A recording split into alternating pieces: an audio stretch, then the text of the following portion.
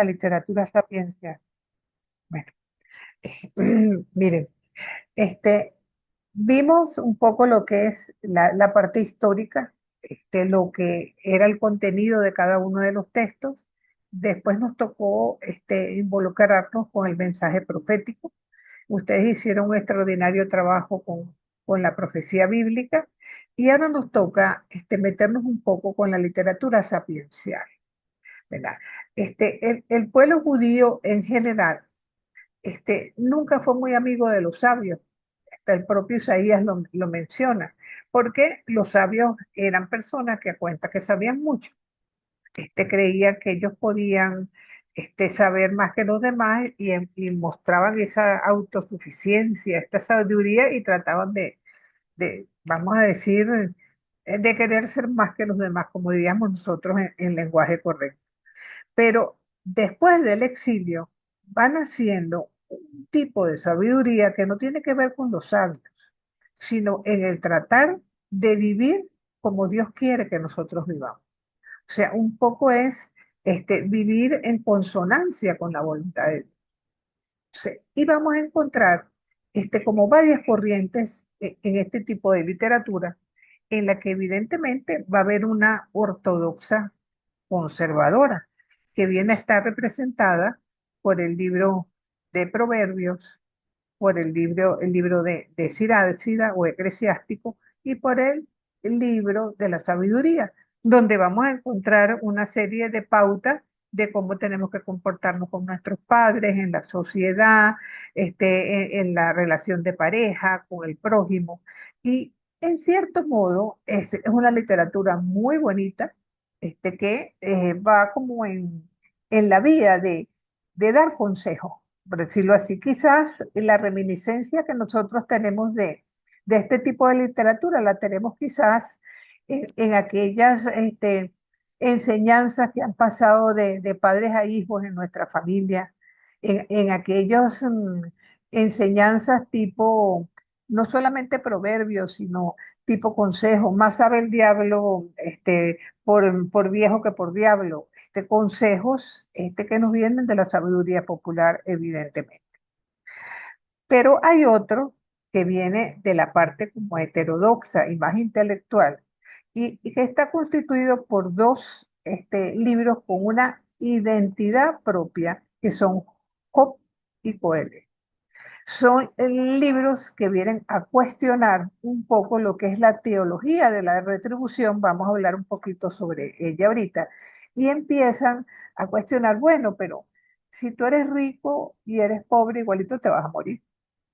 Tú trabajes o no trabajes, al mismo sitio vamos. Seas joven o seas viejo, y las puertas de la muerte están allí a la vuelta de la esquina. Entonces, y sobre todo, el libro de Job cuestiona muchísimo de que hay mucha gente buena que le pasan cosas malas. Esa no era la mentalidad judía. A la gente que le pasaban cosas malas es porque era mala obligatoriamente, cosa que no es cierto. Y tenemos otros textos que ya se encarnan, si se tiene, en la poesía, que son los salmos y el cantar de los cantares.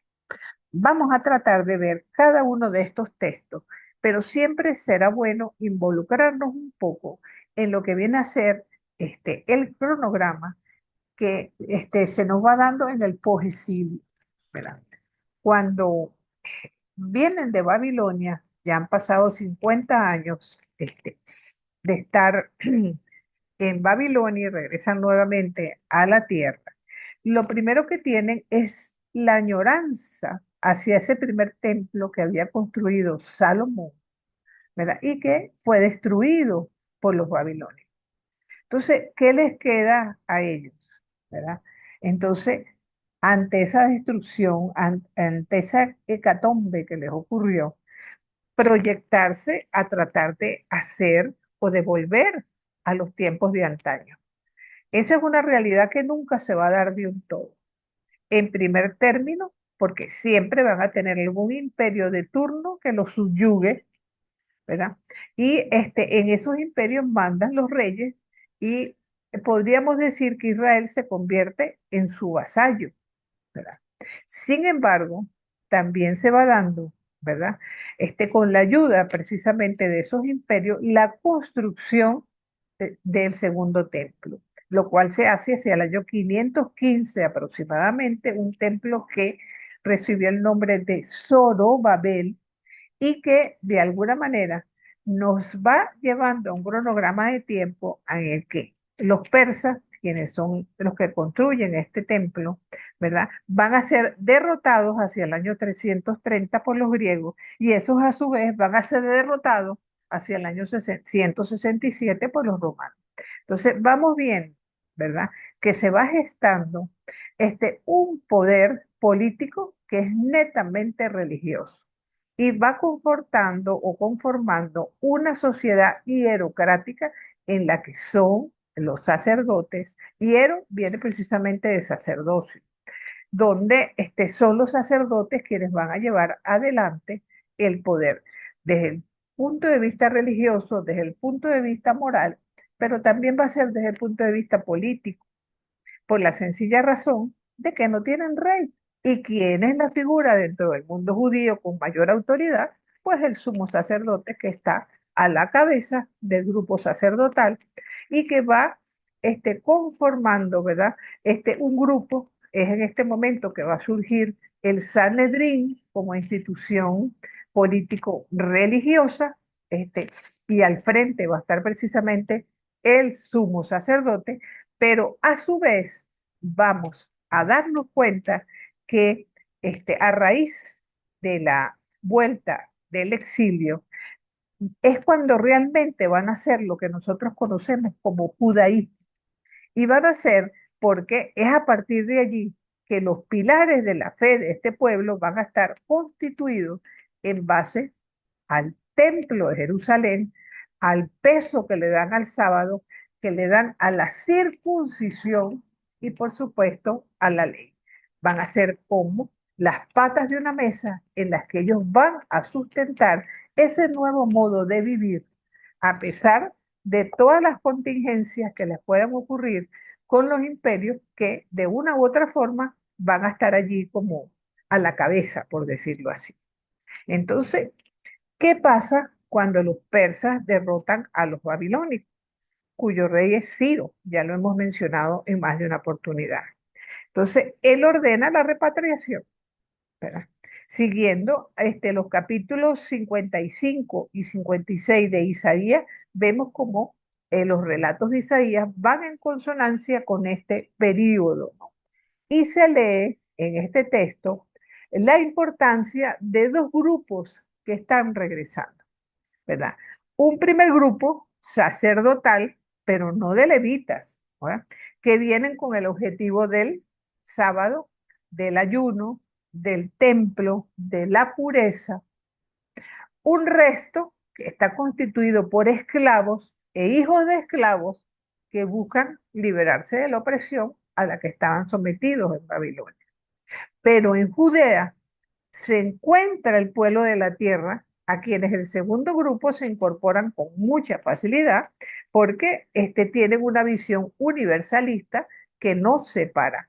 El conflicto se va a dar con el grupo sacerdotal, porque fíjense, si este grupo de los que están en Judea quieren trabajar en el proyecto de reconstrucción del templo, según la versión griega para celebrar sacrificios, según la versión hebrea para hacer oración, su ayuda no es aceptada ni por el rey ni por los sacerdotes y se crean conflictos y tensiones de tipo social hasta que hacia el 515 finalmente es construido el templo con la vuelta de un personaje como Nehemías, bajo Ciro, el rey Ciro, porque ya, perdón, bajo Darío, porque ya ese rey Ciro ya ha muerto.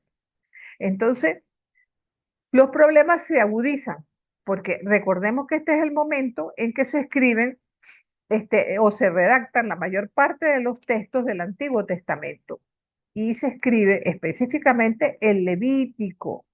El Levítico que por la ley del jubileo quiere que los repatriados recuperen sus tierras, pero esas tierras ahora pertenecen a los campesinos porque los babilónicos se las dieron y cada uno de ellos tenía su conuquito, por decirlo así. Pero los campesinos no quieren regresar las tierras, ¿verdad? Ni pagan el diezmo, ni se pliegan pues a los sacrificios del templo porque están en la miseria. ¿Qué sacrificios del templo van a hacer ellos cuando eso no les interesa? Es un momento en que también hay revueltas en Egipto, ¿verdad? Y se hace como importante tener a Judea como aliada, ¿verdad? Entonces, los que quedaron en Babilonia no son hijos del destierro, ellos están allá porque así lo quisieron. Es un momento en que nace la diáspora, porque muchos de estos personajes se quedaron allá, fuera de Judea y vamos a decir, hicieron su vida por allá. Entonces, estos no viven una perspectiva profética, ¿verdad? Ni cuestionan el poder en el medio en que viven. De hecho, por ejemplo, sabemos que Nehemías era copero del rey, que Mardoqueo y Daniel son funcionarios. Estamos hablando de una serie de judíos que viven fuera de las fronteras de Israel. Entonces, en Babilonia se va gestando la teología de la retribución individual, ¿verdad? Por la que según el comportamiento, Dios recompensa. Eso lo vemos en el capítulo 18 de Ezequiel, ¿verdad? Donde se va diciendo, si yo tengo el favor de Dios, yo voy a tener muchos hijos, voy a tener riquezas y voy a llegar a ser anciano. Si eso no ocurre, es porque algo hice. Y con toda seguridad es que estoy en contra de la visión de Dios. Es lo que cuestiona Job, que les comentaba anteriormente. Pero resulta, Berusca, adelante, mi niña. Sí, profe, ¿qué tanto tuvo que ver la visión de los otros pueblos en la gestación de esta idea retribucionista? Bueno, Porque, o sea, mira, desde tiempos ajá. inmemoriales las religiones ofrecen sacrificios y todo eso a cambio de, entonces, ¿qué tan contaminado se puede haber visto el pueblo de esas ideas, ¿no? Bueno, mira, esa pareciera ser una idea propia de Israel. Y ellos basan su origen, ¿verdad?, en la promesa de Abraham. ¿Ok? Esa promesa de que tú vas a ser padre de un numeroso pueblo, de que vas a irte a una tierra que va a leche y miel, que yo te mostraré. O sea, todo en cierto modo, siempre se pensaba que ellos como pueblo de Dios y por haber hecho alianza de Dios, tenían más derecho que los demás, ¿verdad? Pero eso lo consideraban como pueblo, como una totalidad, pero a raíz del exilio ya empieza a ser considerado en forma individual. A lo mejor la mayoría del pueblo no, pero yo sí tengo el favor de Dios. ¿Ves? Entonces, esa visión de alguna manera parte de la literatura sapiencial la cuestiona, ¿verdad? Y en cierto modo, como Dios no puede ser adorado sino en Israel, ¿verdad? Y ellos en el exilio no pueden hacer ese culto porque sencillamente no hay templo, se van hacia las obras de piedad, la limosna, la oración, ¿verdad? Que vienen a sustituir el sacrificio del templo hasta tanto no tengan este templo, ¿verdad? Entonces, esta unidad trata como de envolver al pueblo en un etnos, ¿verdad? En las que ellos sencillamente vivan alrededor de la ley y del templo posteriormente en el 515 cuando es reconstruido. Y en el fondo esta es la gran obra de Esdras y Nehemías, porque ellos gestaron, ¿verdad? La idea que a la vuelta del exilio, aparte de la sociedad hierocrática que empezó a constituirse, Nehemías era un funcionario. Y entonces, ¿qué es lo que le interesaba a él? La reconstrucción de los muros, la reconstrucción de todo aquello para que la ciudad estuviera protegida. En cambio, Esdras, su visión era la reconstrucción de la comunidad, pero para construir la comunidad había que reconstruir el templo. Y la única manera de identificarse como judío, de identificarse como pueblo, era siendo, vamos a decir, que judío de primera línea, por decirlo así. Entonces, ¿qué es lo que inventan? estos señores. Nehemías llega con un proyecto que aparentemente es inclusivo, lo podemos leer en el capítulo 5, donde trata de condonarse deudas, de perdonar al que debe, etcétera. Pero en fin y al cabo, a la postre, él resultó favoreciendo a la clase donde él pertenecía. Él pertenecía a la élite. Así como Esdras no se le ocurrió mejor idea que el pueblo que había quedado en Judea se había contaminado al casarse con mujeres extranjeras de las que habían tenido hijos para ellos. Y qué idea tan buena. Si ustedes quieren conservar su tierra, tienen que votar a sus mujeres con hijos y todo y echarlas de aquí, porque ellas no son parte del pueblo. Entonces, podemos imaginarnos, ¿verdad? Los conflictos tan graves que se fueron dando, ¿verdad? Porque Esdras busca que la gente viva de acuerdo a los intereses del rey y del grupo ligado a la dispersión. Y en el centro de todo está la tierra y la necesidad de construir para garantizar el tejido social. Entonces se valen de todos estos capítulos para decir que Dios no se quedó en Jerusalén porque Jerusalén estaba destruida, sino que se fue con ellos al exilio. Qué maravilla, ¿verdad? Entonces, de alguna manera, ¿verdad? Todo esta política, ¿verdad? De una u otra forma, va gestando un conflicto verdaderamente serio, ¿verdad? Eh, ¿Cómo se resuelve? Cuando en forma paulatina los pobres van cediendo, van perdiendo la hegemonía del terreno que tienen y van poco a poco, ¿verdad? A constituirse Judea en una élite que es la que va a gobernar y que va a estar dirigida básicamente por sacerdotes, ¿verdad? Entonces, Nehemías lo va a decir claramente. Los israelitas y los levitas llevan las ofrendas de trigo, vino y aceite a los almacenes. ¿De qué forma ocurre esto? Espérense para descolgar el teléfono, Dios mío.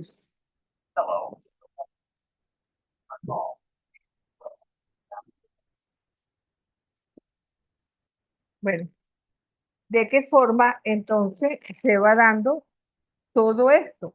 Porque la hierocracia se va gestando alrededor del altar, ¿verdad?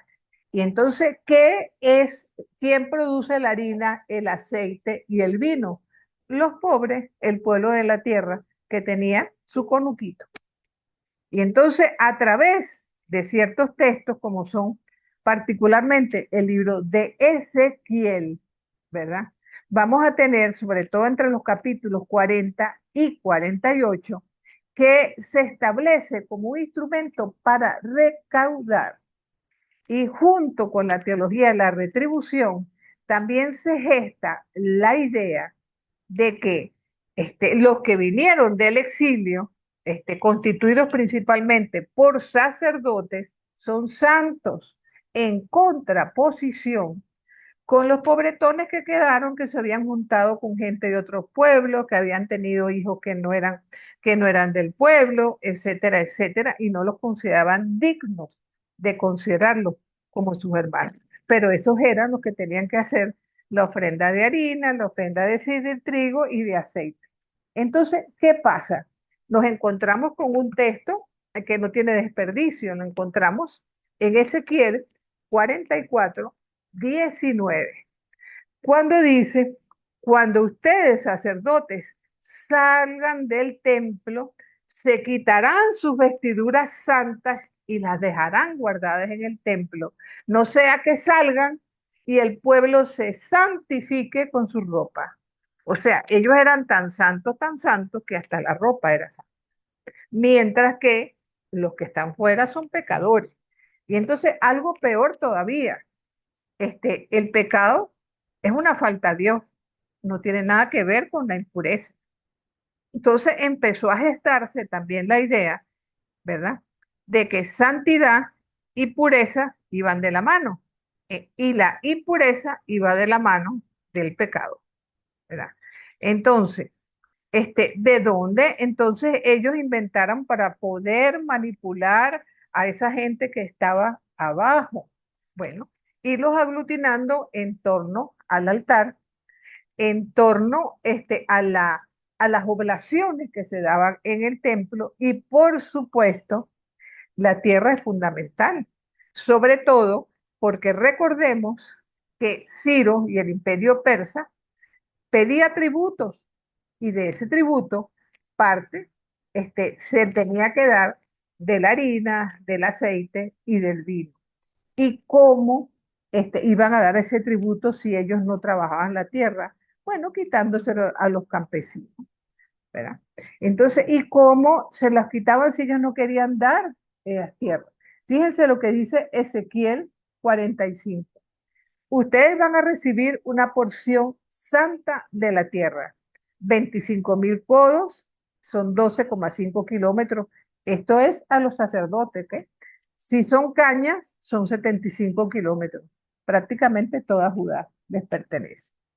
Son 5 kilómetros para los saducitas, 5 para los levitas, 2,5 para la ciudad, el resto hacia el Jordán y hasta el Mediterráneo son del príncipe, igual del sumo sacerdote. ¿Por qué? Porque esa tierra es santa, como son santos hechos, ¿verdad?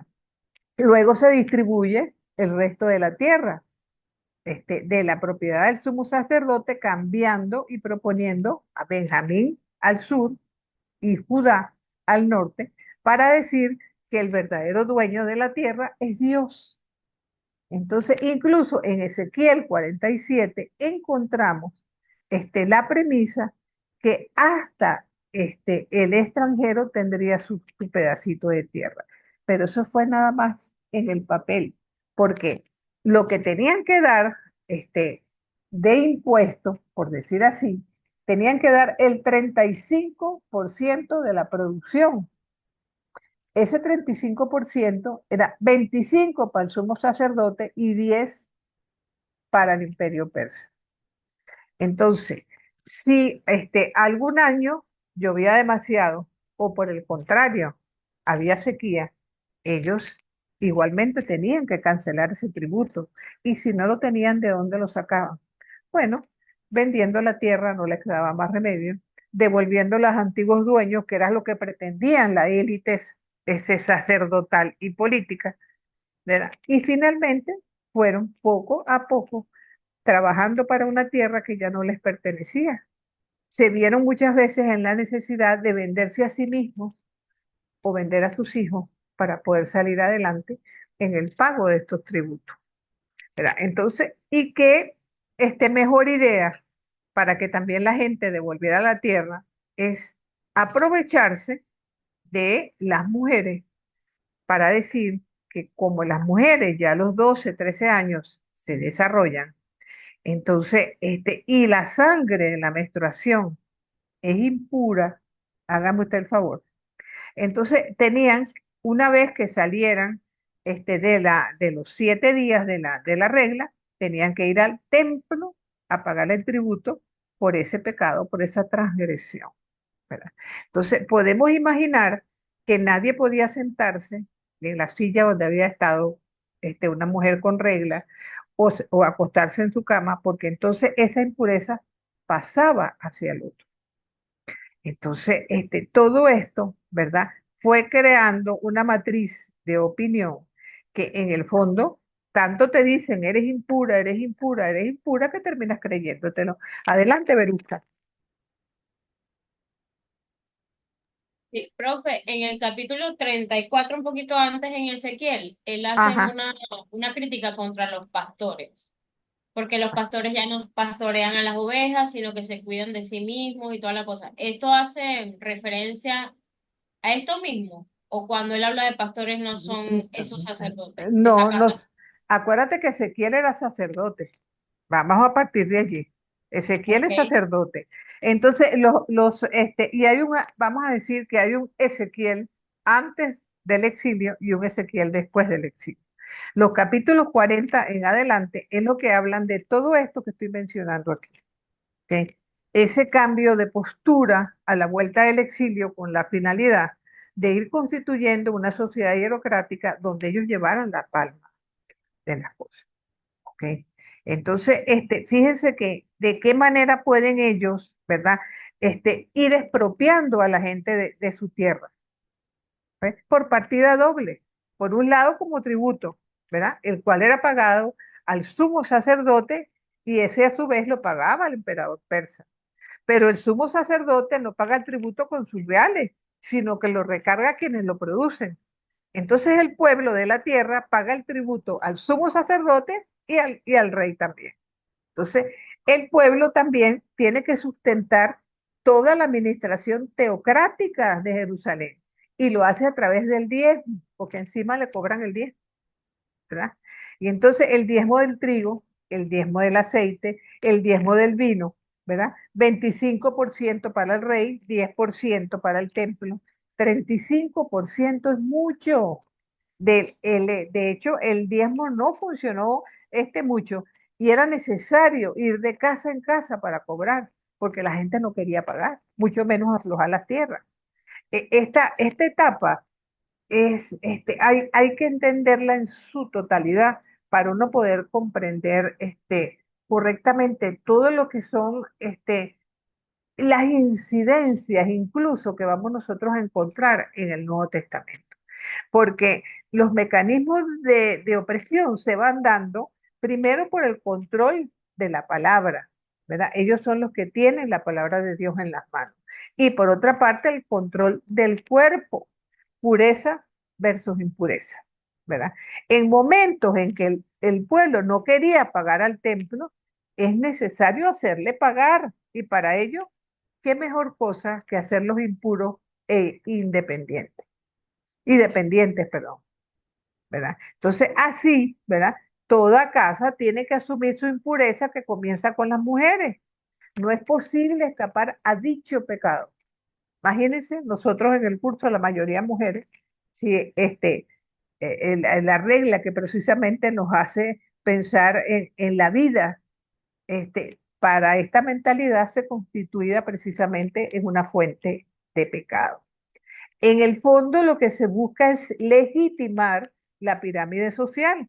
Eso lo vemos en Ezequiel a partir del capítulo 40. Entonces nace la concepción de pecado, ¿verdad? No como lo conocemos, pecado como una situación, no como una acción, ¿verdad? Entonces, pero para el hebreo es una situación de imperfección, de impureza. Por ejemplo, el cadáver es impuro. Cualquiera que toque un cadáver es impuro. Y eso nos permite entender, ¿verdad? Que todavía en el Nuevo Testamento, lo vemos en Lucas 10 con el samaritano, el sacerdote y el levita no tocan al herido porque piensan que si lo tocan, van a estar impuros. Es una especie de tabú, ¿verdad?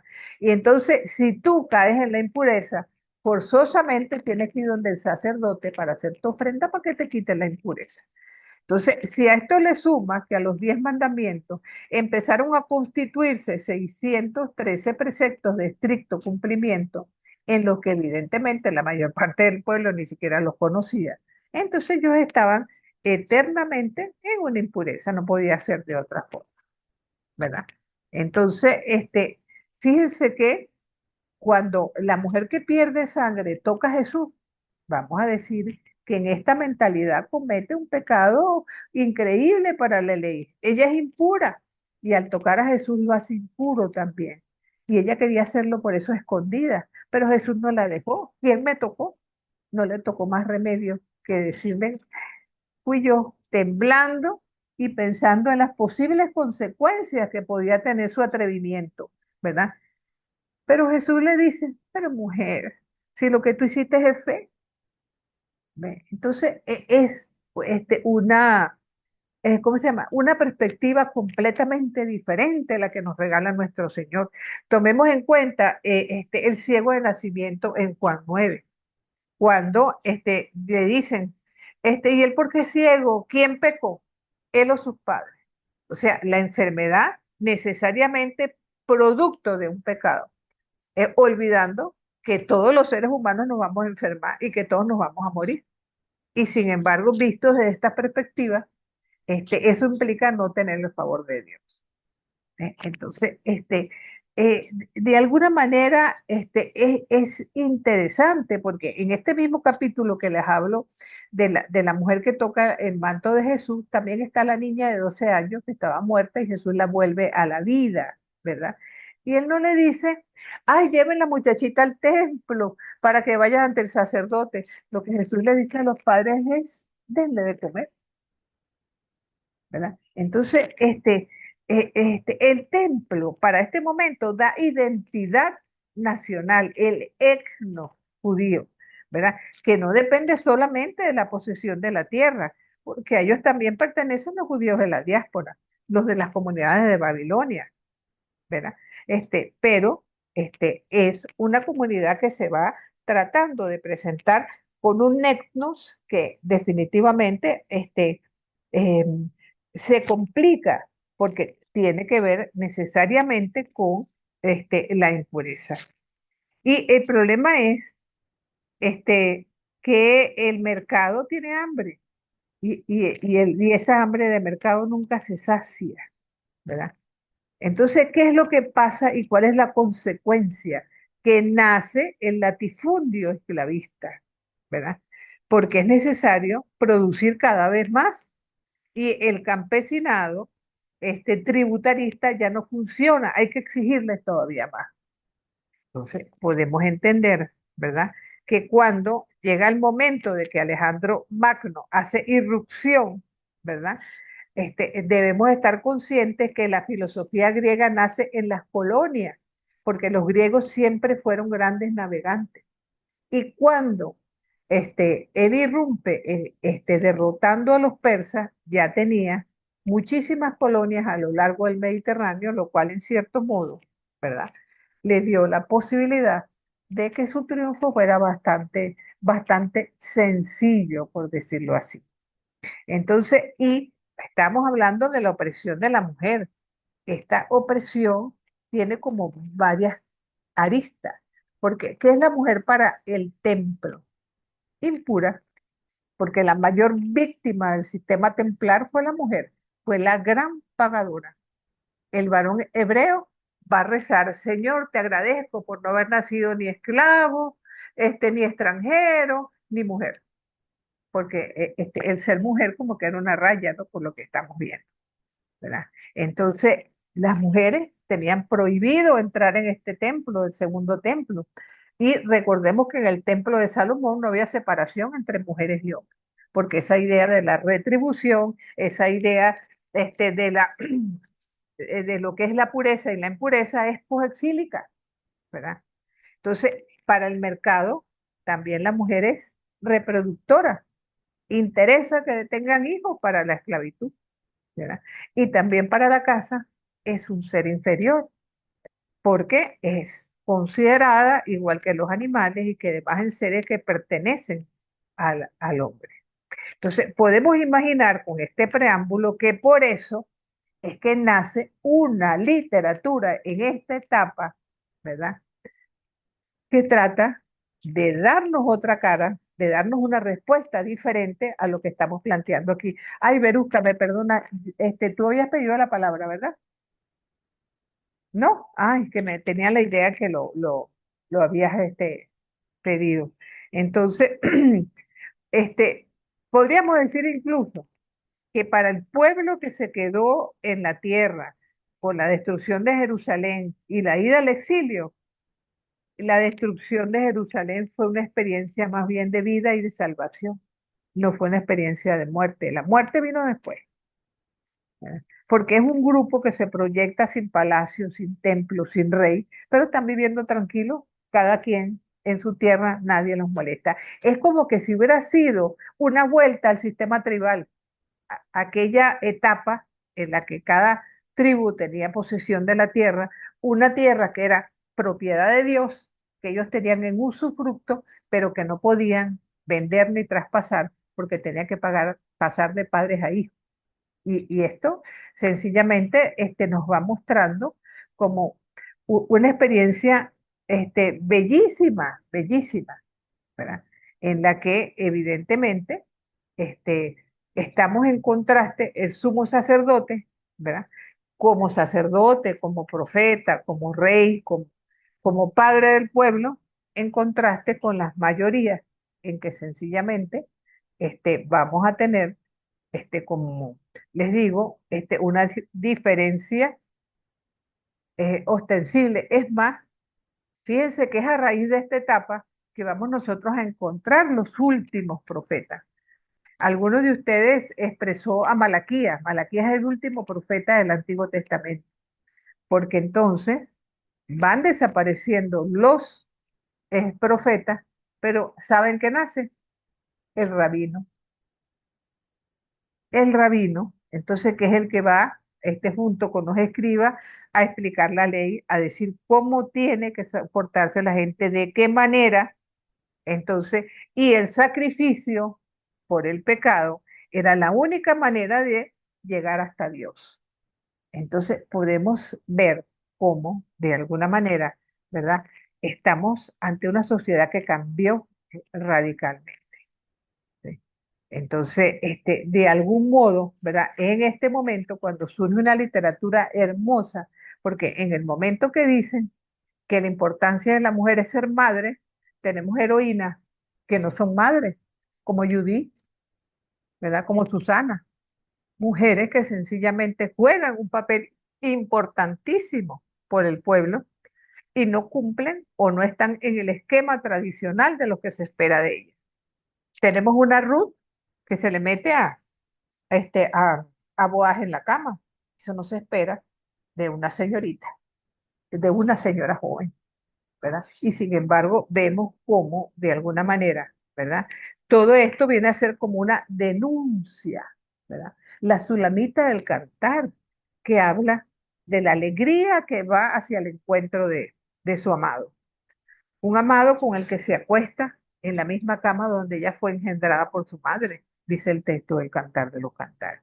Es una cosa hermosa, porque entonces la belleza de una Esther convence al rey de dejar de lado el exterminio de los judíos, ¿verdad? Entonces, estamos ante mujeres valiosas, personas valiosas que en este momento nos van mostrando un camino diferente, de servir a Dios. Entonces, es bueno tomar todas estas cosas en cuenta porque estamos acostumbrados a quizás ver esta etapa de una forma más superficial de lo que realmente el texto nos va a mostrar. Entonces, sí quería saber con esta pequeña introducción si nuestro querido Juan Antonio pudo incorporarse.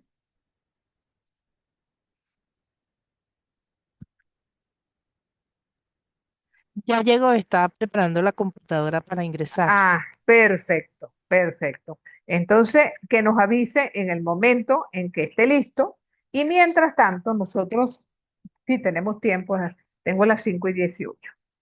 Mientras tanto, nosotros vamos adelantando porque hay que reconocer que estamos un poquito atrasados con esto de los profetas. Debimos la semana anterior, el primer día, que todas las exposiciones se hubieran dado ese día y hoy tendríamos que haber dedicado completo pues a la literatura sapiencial. Pero bueno, iremos corriendo las actividades y los foros en ese sentido. El primero de los textos que yo quería compartir con ustedes es el texto de los proverbios. ¿Qué podemos nosotros decir del texto de los proverbios? Bueno, básicamente, primero que se le atribuye a Salomón.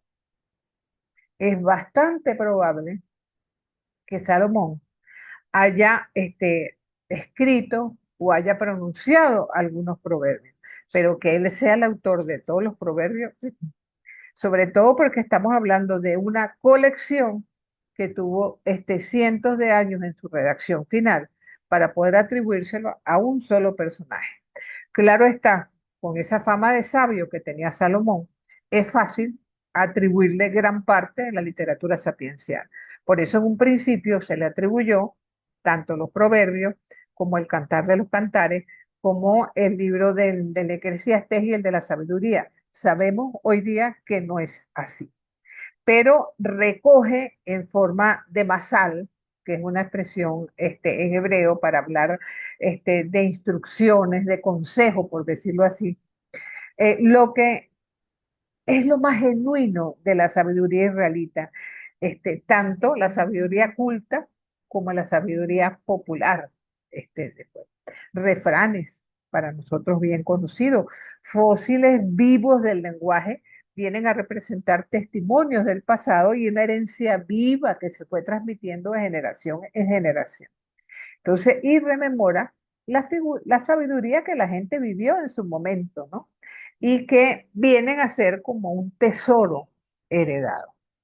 Entonces, en cuanto a eso, ¿verdad? Este libro, en cuanto a su fecha de composición, puede ser definido más que ningún otro como un libro compuesto completamente porque fue fruto de la reflexión israelita durante siglos, ¿verdad? Y al tratarse y finalmente constituirse como una recopilación, entonces es complejo determinar la fecha exacta de la composición, sobre todo porque estamos hablando de una serie de elementos que vienen de la tradición oral. Y sabemos que en el Antiguo Testamento la tradición oral fue muy larga en el tiempo. Incluso puede ser que haya también material cananeo y de otros pueblos que evidentemente siendo sus vecinos, ¿verdad? Por ejemplo, hay una instrucción egipcia que es la de Amenemope, ¿verdad? Que tiene algunos elementos que dicen relación con esto. Entonces, podía llegar a remontarse, ya te voy a dar la palabra, Juan, esta redacción incluso desde el segundo milenio, prácticamente de la época de Abraham en adelante, ¿verdad? Hasta el siglo II antes de Cristo, ya que Ben Sirá es el autor del Eclesiástico, hacia el año 190 lo parafraseó y lo adaptó y lo incluyó. Entonces, las colecciones más recientes son las que van de primera, lo que es, y las que van de última, los 9 primeros capítulos de Proverbios y el último capítulo, el capítulo 31. Pero antes de seguir con este texto, seguiremos si nos alcanza el tiempo, vamos a darle la palabra a Juan Antonio, que nos va a regalar un poquito. Voy a, a quitar esta presentación y Gracias, Juan. posteriormente la vuelvo a colocar si podemos nosotros seguir adelante con esto. Adelante, hijo. Hola, profesora, buenas tardes. Hola, hermanos, ¿cómo están ustedes? Disculpe la tardanza. No te preocupes que todos sabemos cómo están las cosas en la calle. Sí, voy a compartir la Ah, presentación. adelante.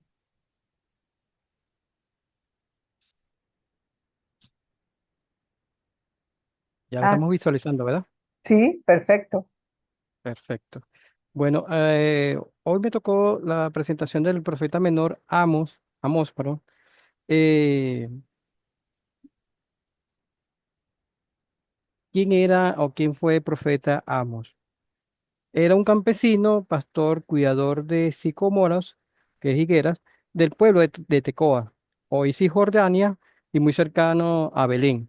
En esta imagen podemos visualizar donde quedaba Tecoa, en el reino del sur de Judá. Y a la parte superior derecha tenemos el pueblo de Israel con el rey Jeroboam. El nombre de Amós significa carga, el que lleva la carga, considerado como el profeta de la solidaridad y la justicia, tercer profeta menor del Antiguo Testamento. Dios se le apareció, quien lo llama sacándolo del lugar donde se encuentra él, y lo manda a la tierra de Israel a profetizarla. Se convierte en el primer profeta, escritor, dejando fuente de vaticinios o profecías. Él predicó entre los años 762 y en el año 750 antes de Cristo. ¿En qué momento vivió el profeta Amós? Él vivió en Judá, era gobernada por Usías, y Israel en ese momento era gobernada por el rey Jeroboam, líder militar, Jeroboam II, líder militar por sus exitosas batallas y exitosas campañas, quien gobernó entre los años 783 y 743 antes de Cristo. El rey ganó mucha victoria, como lo dije anteriormente, y riqueza, y el territorio de Israel se extendió. Israel presentaba una situación social desordenada, había pocos ricos, ávidos de riqueza, y muchos pobres, marginados y explotados inhumanamente por los comerciantes, magistrados y funcionarios deshonestos. Una de las situaciones del poderío que tenía Israel en ese momento con el rey Jeroboam, dio paso a todo lo que es esta situación de maltrato, pues, y dejar de un lado lo que era la justicia. Israel, bajo el mandato del rey Jeroboam II, comenzó a idolatrar dioses. Para los profetas, el rey Jeroboam II era uno de los peores reyes de ese momento. ¿Cuál fue su misión? El profeta Amós tenía estas misiones: anunciar la palabra de Dios al pueblo, mensaje divino a Israel, en la cual le manifestaba y le recordaba a ese Dios soberano de la creación y del pacto con su pueblo. Levanta su voz para anunciar el inminente castigo de Dios que destruirá a Israel, castigará a los ricos y hará desaparecer ese vacío oculto y idólatra de la riqueza.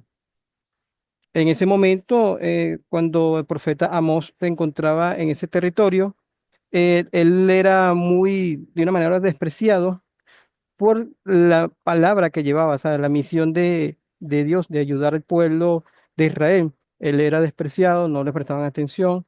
¿Y qué ocurrió? ¿Cuál fue su principal mensaje? Uno de los primeros mensajes era a las naciones y a Israel. Acusaciones de los vecinos de Israel por violencias e injusticia. Además, acusaciones contra Israel, entre ellas tenemos: los ricos ignoran a los pobres los venden como esclavos, niegan la representación legal a los pobres. Entre otros, los mensajes de Amós al pueblo y a los líderes de Israel era: Dios escogió a Israel como su pueblo. Dios los castigará por sus pecados. Ignoran a los pobres y relación equitativa. Idolatría de dioses que llevan a la injusticia. Entre las visiones de Amós tenemos el juicio de Dios sobre Israel, que era entre las plagas de langostas, el fuego abrasador y tragados como una fruta madura.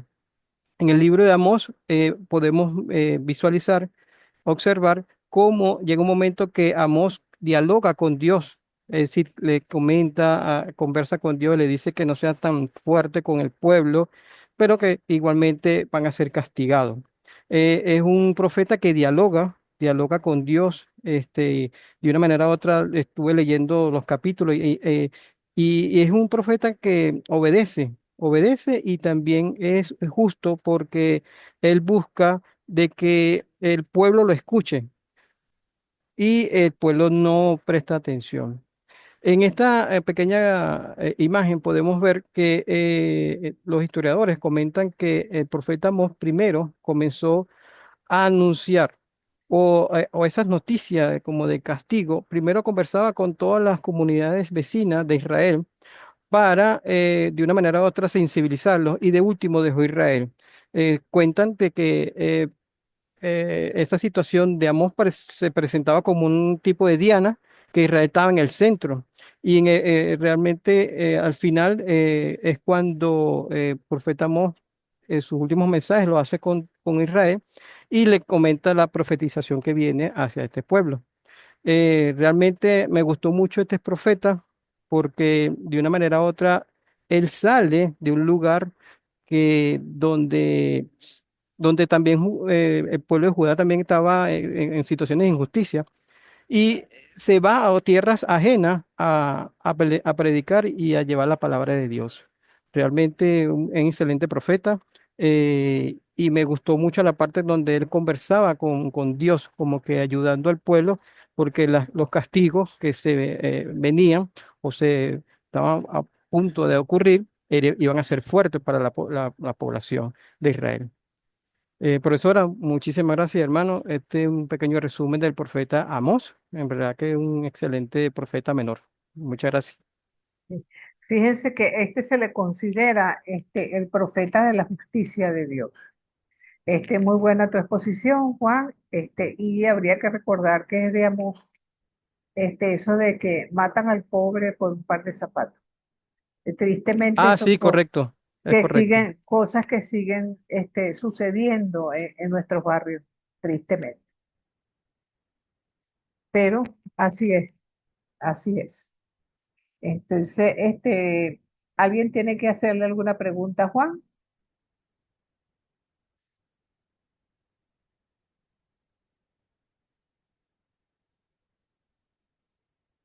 Como que no, por lo visto. Gracias. Entonces, yo creo que quedó bastante claro lo que expresaste y ciertamente yo creo que los mensajes de los profetas se entrecruzan, ¿no?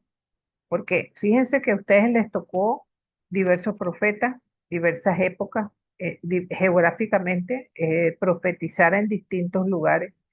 Y lo cierto es que el mensaje concluye, ¿no?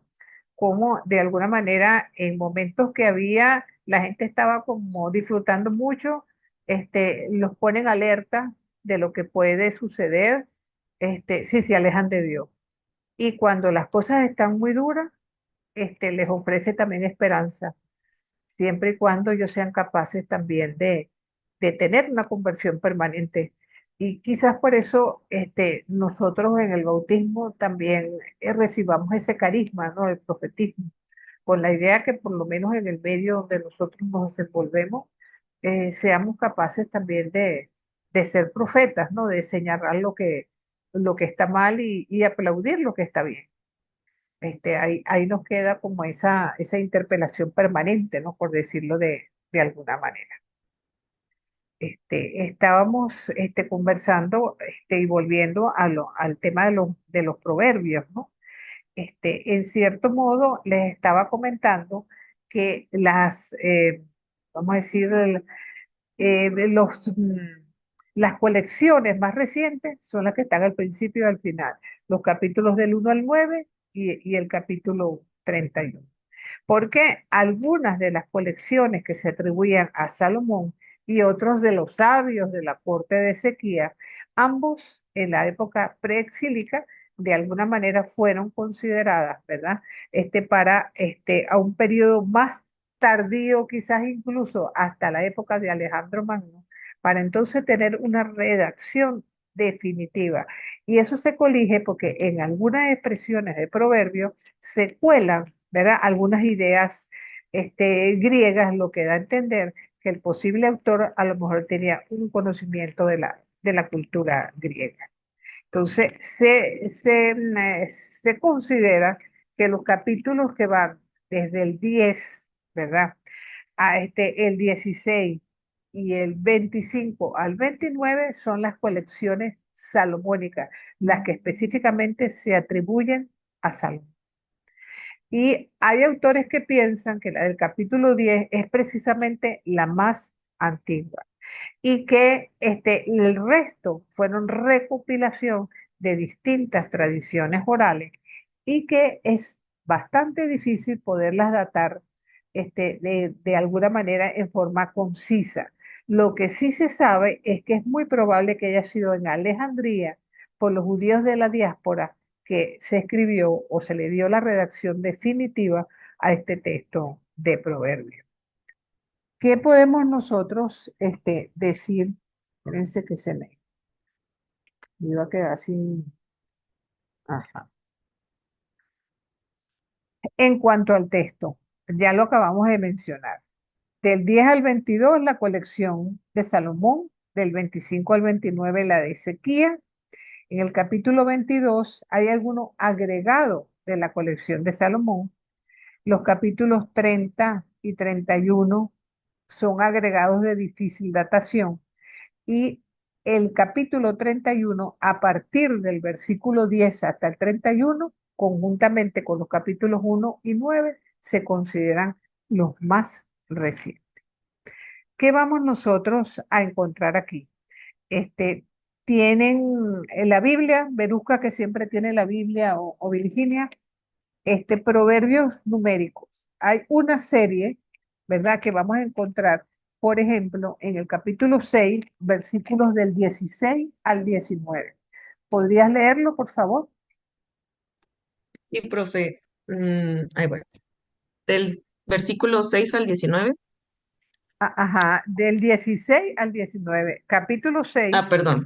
Sí, ajá. ya, ok. Ahí va, ahí va.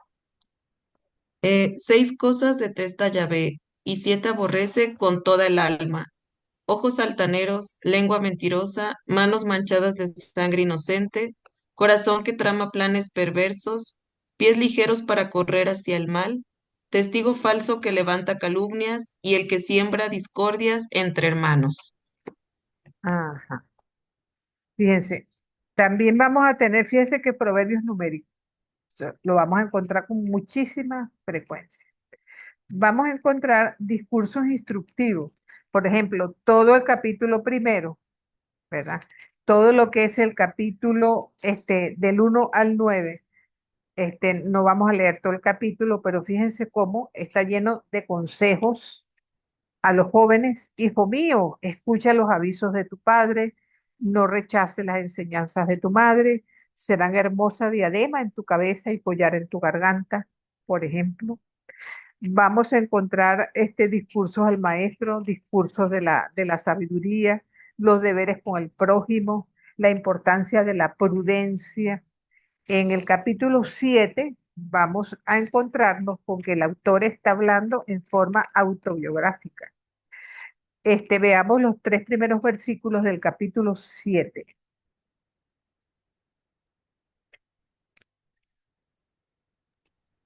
Los 3 primeros. Sí, Ya.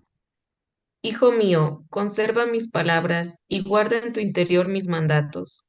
Guarda mis mandatos y vivirás. Mi enseñanza como la niña de tus ojos. Átatelos en los dedos, grábatelos en el corazón. la persona está hablando en primera persona. Vamos a encontrar también un poema didáctico en el capítulo 8 que se considera el que tiene que ver precisamente con la sabiduría trascendente de Dios. Veamos entonces los versículos que van del 22 al 31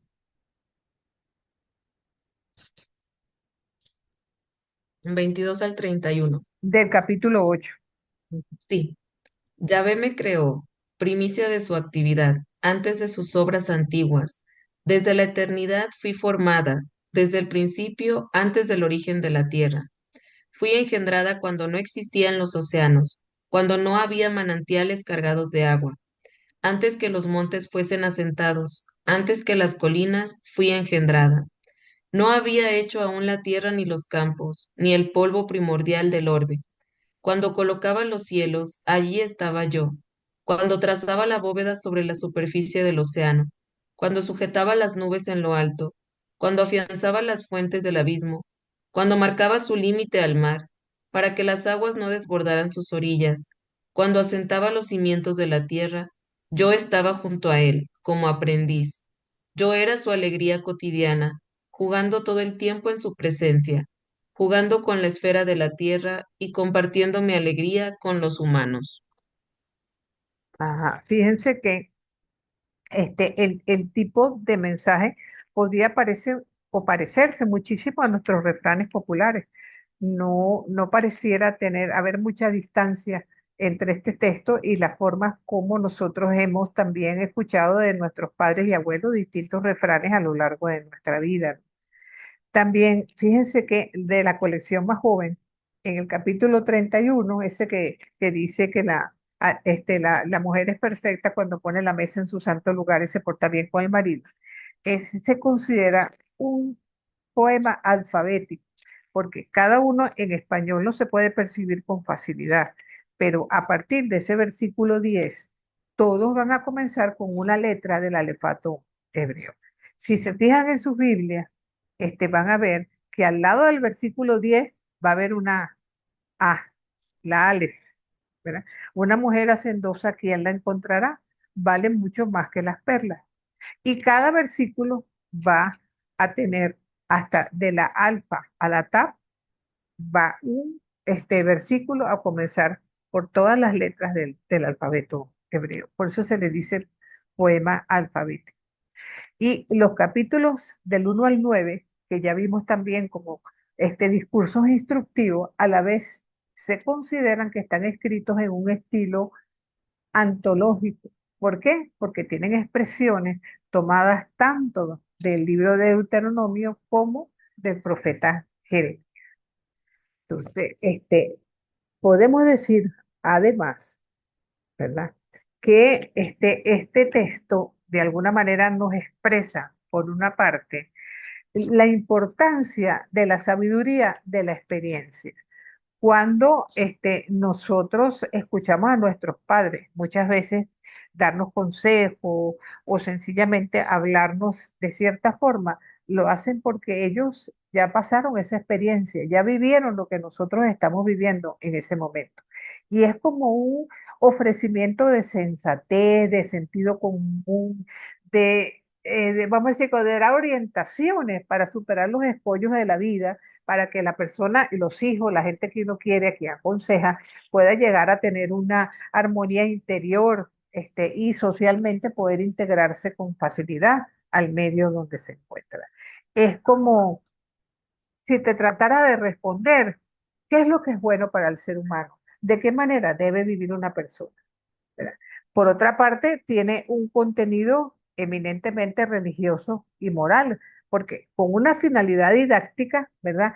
Pretende educar moral y religiosamente al ser humano. De allí que valoren la conducta, ¿verdad? Ya que parece calificar a unos como sabios, a otros como necios, ¿verdad?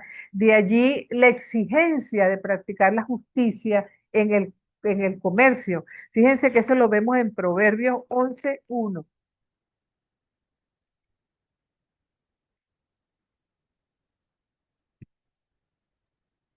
¿Qué dice 11:1? 11:1. Ajá, Sí.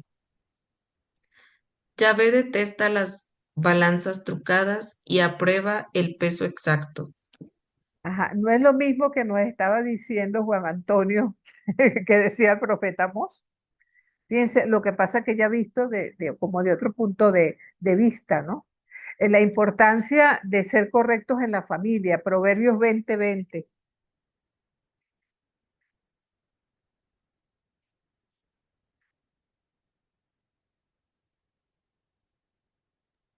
Ay, voy, profe. Proverbios 20:20.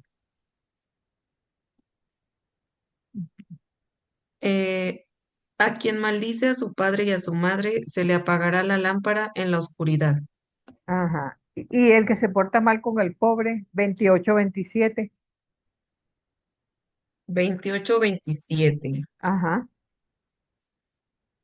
Dice, el que da al pobre no pasará necesidad, el que lo ignora abundará en maldiciones. Correcto. Y eso se convierte en una categoría teológica, porque se considera como una ofensa al propio Dios. Eso lo encontramos en 14:31.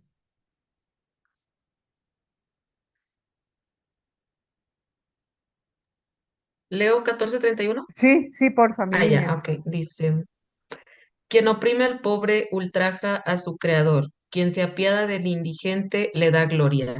Ajá. No es lo mismo que encontramos en Mateo 25. ¿Cuándo, Señor, te hice yo esto? Bueno, cuando se lo hiciste a uno de los más pequeños, se me lo hiciste a mí.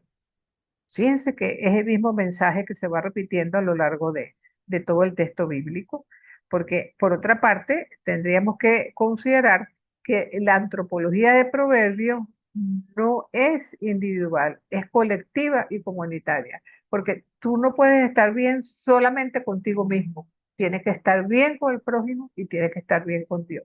Es como una categoría que podemos medir en la cruz, ¿no? En forma vertical hacia Dios, en forma horizontal hacia nuestros hermanos, ¿no? En cierto modo también podemos observar una motivación religiosa explícita, ¿verdad? Porque hay una serie de sentencias en Proverbios que están relacionadas con los mandamientos, con la alianza, con Dios mismo, ¿verdad? Por ejemplo, 28-25.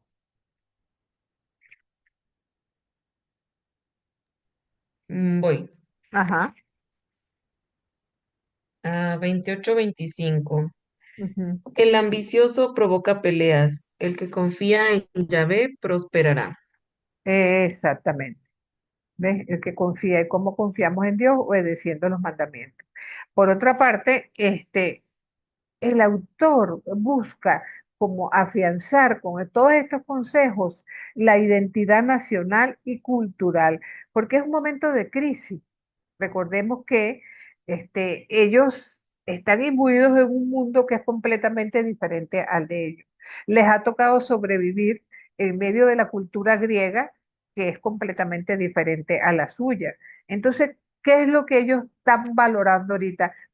Centrarse en la alianza, ¿verdad?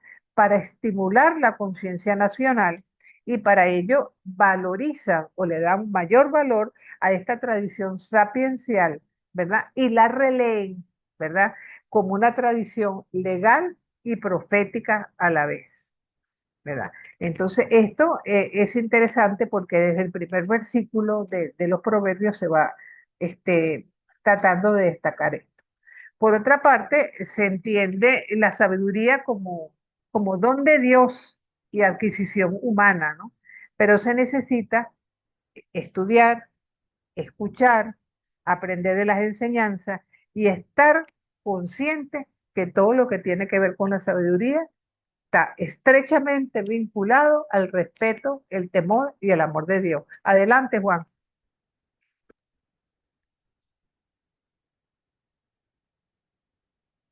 Juan, que levantaste la mano.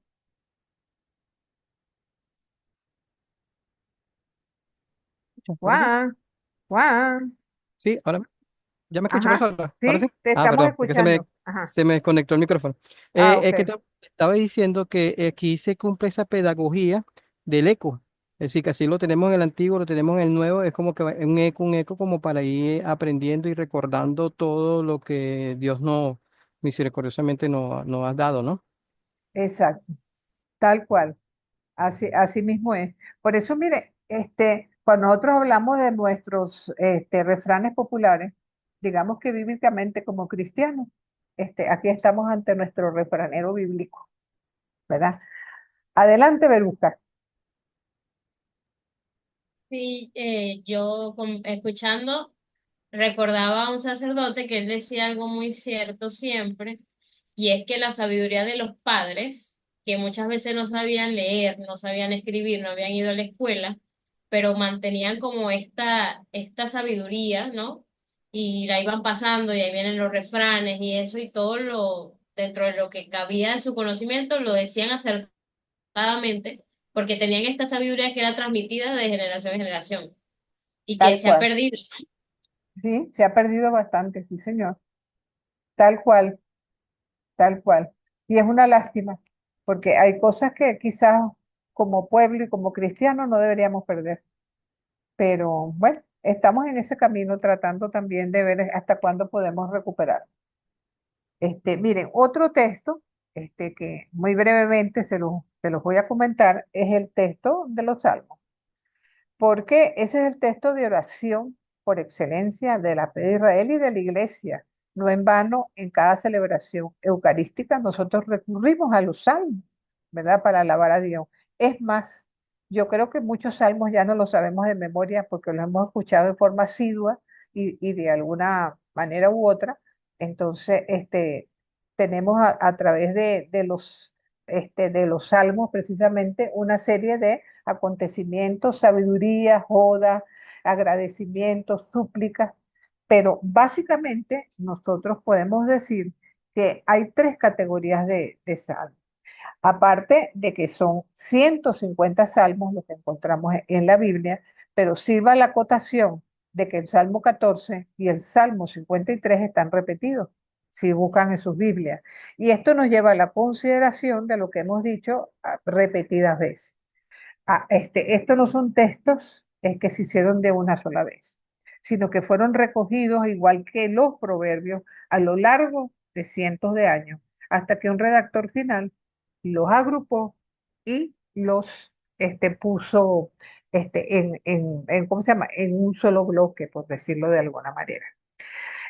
También al igual, es que en el caso de los proverbios, aquí se consideraba que el autor de los salmos era David. Hoy día también sabemos que es imposible que haya sido David, y quien se dio cuenta de eso fue un protestante, ¿verdad?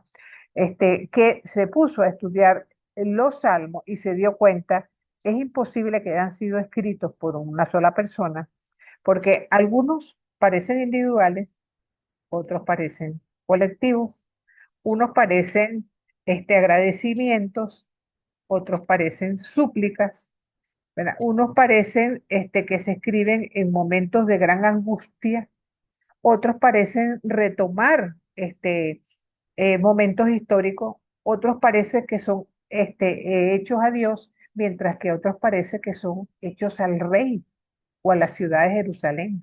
Entonces es muy difícil que podemos nosotros agrupar como que si hubiera sido, ¿verdad?, una sola persona quien hizo todo esto.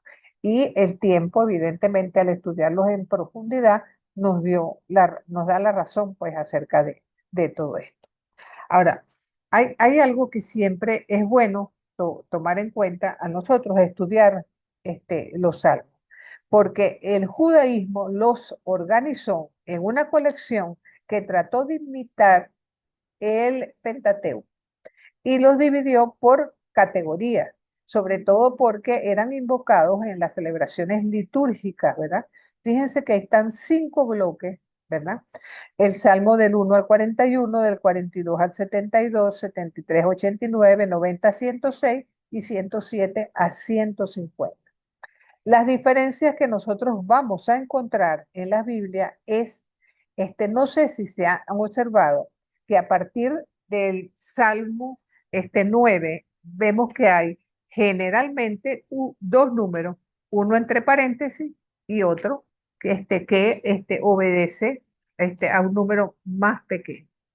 Fíjense que cuando nosotros vemos el texto en hebreo, vamos a observar que del Salmo 1 al 8 estamos igual que con el texto griego y latino, pero en el texto hebreo, el Salmo 9 y 10 van juntos, en tanto que para el texto griego y el latino, la Vetus Latina y la Vulgata, el Salmo 9 está solo.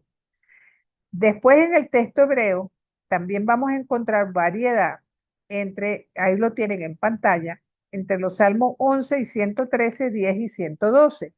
A partir del 14 y 15 vamos a ver que se mantiene bastante la similitud entre ambos textos.